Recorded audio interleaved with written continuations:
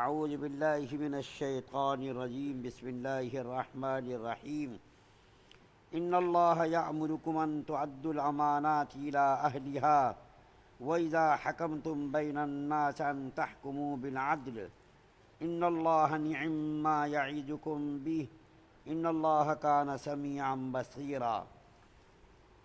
بے شک تم کو اللہ تعالیٰ اس بات کا حکم دیتے ہیں کہ اہل حقوق کو ان کے حقوق پہنچا دیا کرو، اور یہ کہ جب لوگوں کا تصفیہ کیا کرو تو عدل سے تصفیہ کیا کرو۔ بے شک اللہ تعالیٰ جس بات کی تم کو نصیحت کرتے ہیں وہ بات بہت اچھی ہے، بلا شک اللہ تعالیٰ خوب سنتے ہیں، خوب دیکھتے ہیں۔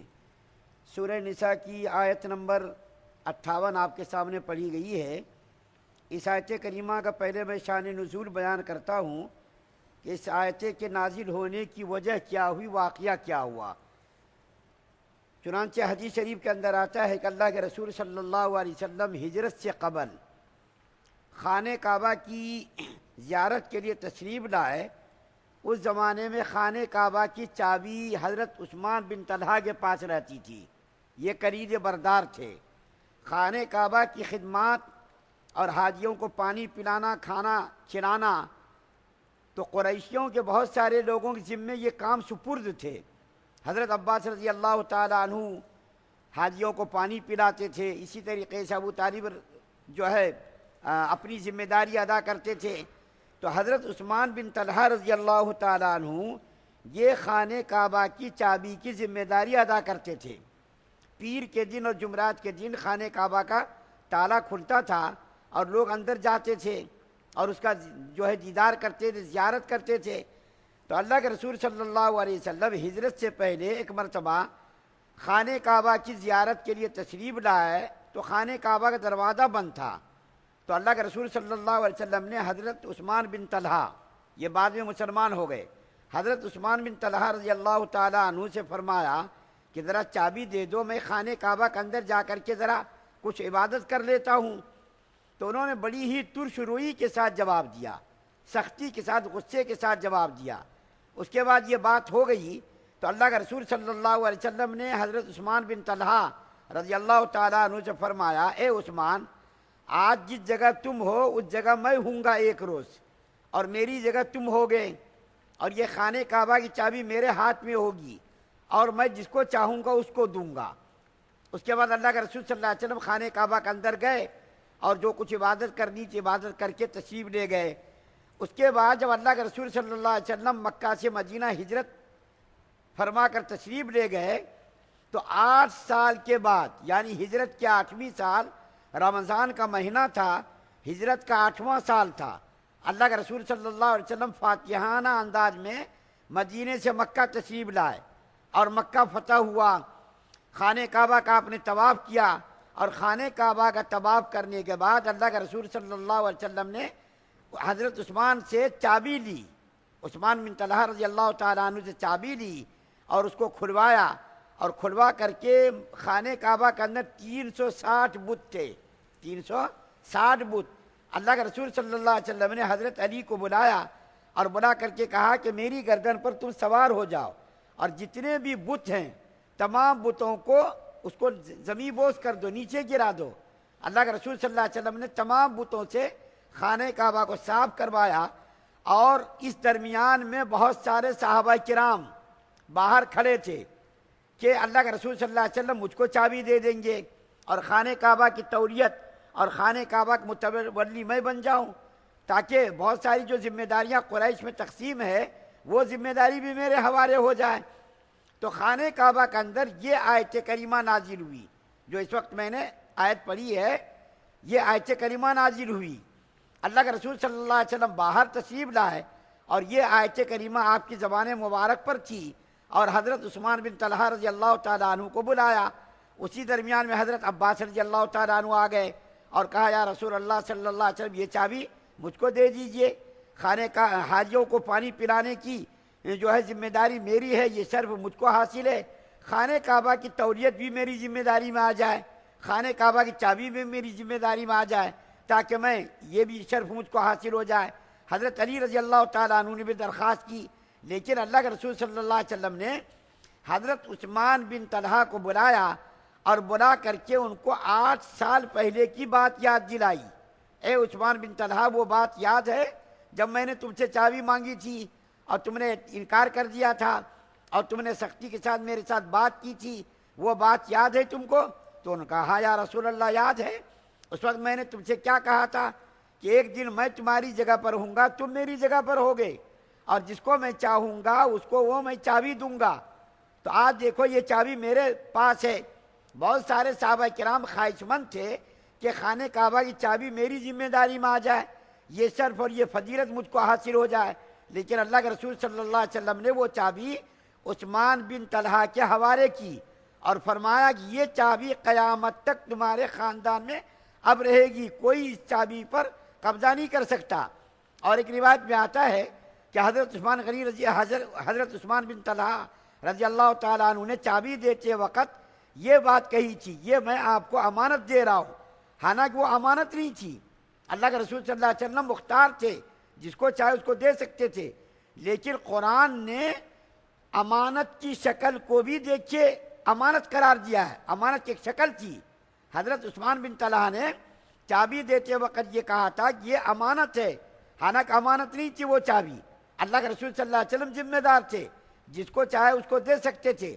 لیکن اللہ کے رسول صلی اللہ علیہ وسلم نے وہ شکل جو امانت کی تھی، قرآن نے بھی اس کا احترام کیا اور قرآن نے بھی یہ کہا کہ اس کے امانت کو حوالے کر دیجیے آپ. دیکھیے یہ جو بات ہے امانت، یہ امانت قرآن نے اس کو جمع کا صیغہ استعمال کیا ہے. ایک ہے تو اس کو کہتے واحد، دو ہے تو اس کو عربی میں تثنیہ کہتے، دو سے زیادہ اگر ہو اس کو جمع کہتے، انگلش میں اس کو سنگولر پلورل کہتے. تو یہاں پر جو امانت نہیں کہا، امانات کہا. اس کا مطلب کیا ہے؟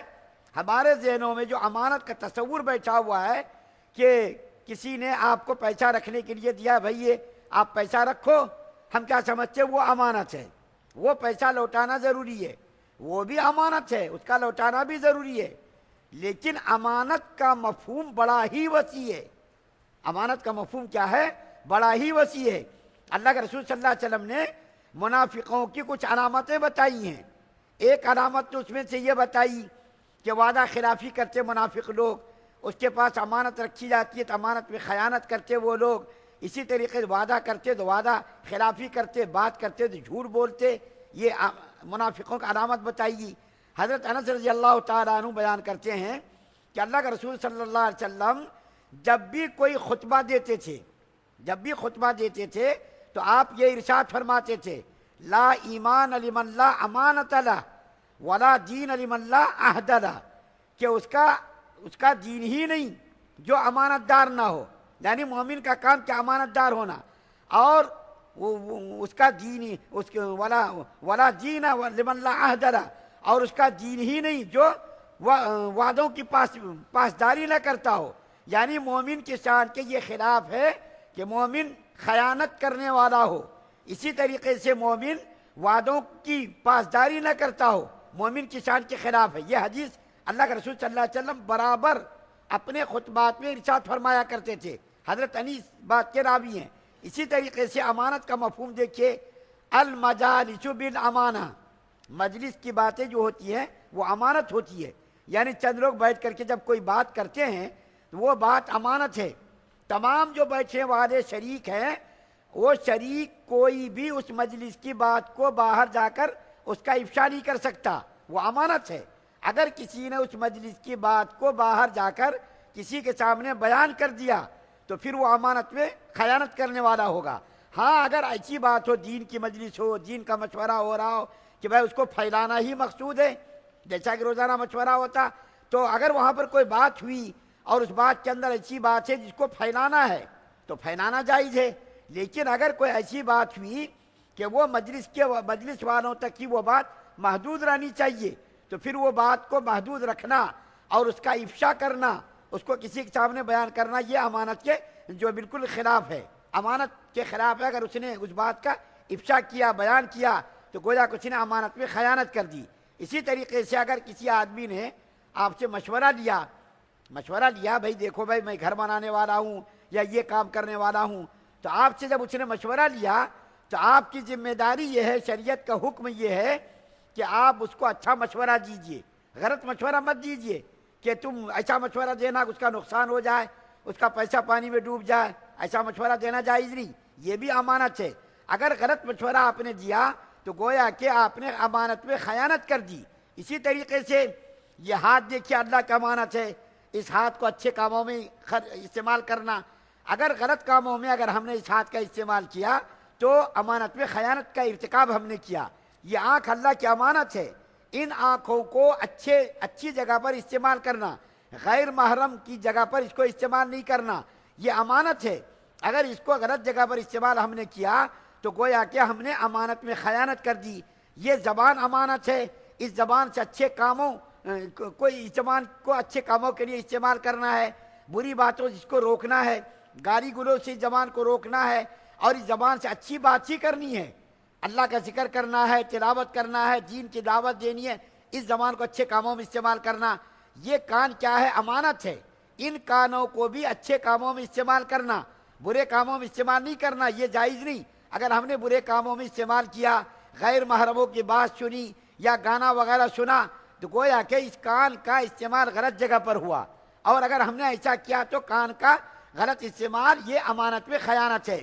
زبان سے غلط بات استعمال کرنا یہ امانت میں خیانت ہے، آنکھ کا غلط استعمال کرنا یہ امانت میں خیانت ہے، ہاتھ کا غلط استعمال کرنا یہ امانت میں خیانت ہے، پیروں کا غلط استعمال کرنا یہ امانت میں خیانت ہے۔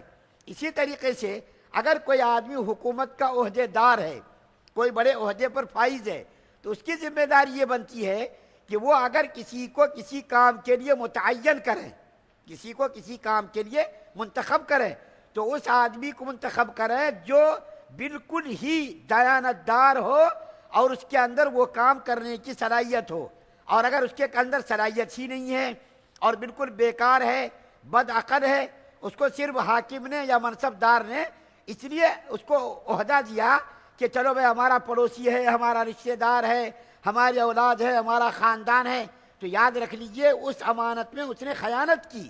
اس کی ذمہ داری یہ تھی کہ ذمہ دار کو ذمہ داری دیتا، ذمہ دار کو عہدہ دیتا، ذمہ دار کے سپرد وہ کام کرتا، جو آدمی اس ذمہ داری کو حسن و خوبی کے ساتھ ادا کرنے کی صلاحیت رکھتا ہو۔ اگر اس نے بالکل بیکار آدمی کو عہدہ دے دیا کہ چلو بھائی میرا رشتہ دار تھا، میرا خاندان تھا، میرا قریبی تھا، میرا دوست تھا، رشوت لے کر کے اس کو جو عہدہ دے دیا تو اس نے بھی امانت میں خیانت کی، اور قیامت کے دن اس کے بارے میں بھی اس کا حساب کتاب ہوگا۔ تو یہ جو ہے بات میں نے آپ کے سامنے کہی، امانت صرف ایک نہیں بلکہ امانت بہت ساری امانتیں ہیں، ہاتھ ہے، کان ہے، ناک ہے، زبان ہے، اور اسی طریقے سے پیر ہے، یہ ساری چیز امانت ہے۔ اسی طریقے سے ایمان بھی ایک امانت ہے۔ اللہ تعالیٰ نے جو ہم لوگوں کو الحمدللہ ایمان کی دولت سے نوازا ہے، یہ ہمارے پاس امانت ہے۔ اگر ایمان کے خلاف کوئی کام کریں گے تو گویا کہ ہم نے امانت میں خیانت کی۔ ایمان کے تقاضوں کے مطابق زندگی گزارنا یہ امانت داری ہے، اور ایمان کے تقاضوں کو ٹھکرانا، ایمان کے تقاضوں کے خلاف زندگی گزارنا یہ بھی امانت میں خیانت ہے۔ تو دیکھیے قرآن کریم کے ایک جملے میں اللہ تعالیٰ نے تمام اہل حقوق کے حقوق کو کس طریقے سے بیان کر دیا۔ پڑوسیوں کا حقوق، اسی طریقے سے رشتہ داروں کا حقوق، ماں باپ کا حقوق، اللہ کا حقوق، انبیاء اور صلحاء کے حقوق، اسی طریقے سے پڑوسیوں کا حقوق، عزیز و اقارب کے حقوق، اللہ تعالیٰ نے ایک جملے میں کتنے مختصر انداز میں اللہ تعالیٰ نے بیان کر دیا۔ بچوں کا حقوق، اولاد بھی امانت ہے، اولاد کی تعلیم و تربیت کرنا یہ اولاد امانت ہے، امام کے لیے جو ہے کیا مقتدی امانت ہے، اسی طریقے سے حکمراں کے لیے رعایا امانت ہے۔ بہرکہ میں اس مختصر وقت میں امانت کی تشریح اور تفسیر میں کہاں تک بیان کروں کہ امانت کا جملہ اللہ تعالیٰ نے جمع کا استعمال کیا، یہ بتانے کے لیے، اس بات کی طرف اشارہ کرنے کے لیے کہ بہت ساری امانتیں ہیں، ان امانتوں میں خیانت کا ارتکاب مومن کی شان کے خلاف ہے۔ مومن کو یہ چاہیے کہ جو امانتیں ہمارے ذمے ہے، اور جن امانات کا میں نے اس وقت تھوڑا سا تفصیلی بیان کیا، ان امانتوں کو اسی طریقے سے استعمال کرنا جیسا کہ ان امانتوں کا تقاضا ہے۔ یہ امانت کے اندر کیا ہے؟ امانت ہے، اور اس کے خلاف کرنا کیا ہے؟ امانت کے اندر خیانت ہے۔ اس آیت کریمہ کے دو حصے ہیں، ایک حصے کا میں نے بیان کیا، دوسرا حصہ ابھی باقی ہے، انشاءاللہ اس کو بعد میں بیان کروں گا۔ اللہ تعالیٰ سے دعا ہے کہ اللہ تعالیٰ ہم تمام مسلمانوں کو مکمل شریعت مطہرہ پر عمل پیرا ہونے کی توفیق عطا فرمائے۔ سبحان اللہ و بحمدہ، سبحانک اللہم و بحمدک، ونشہد ان لا الہ الا انت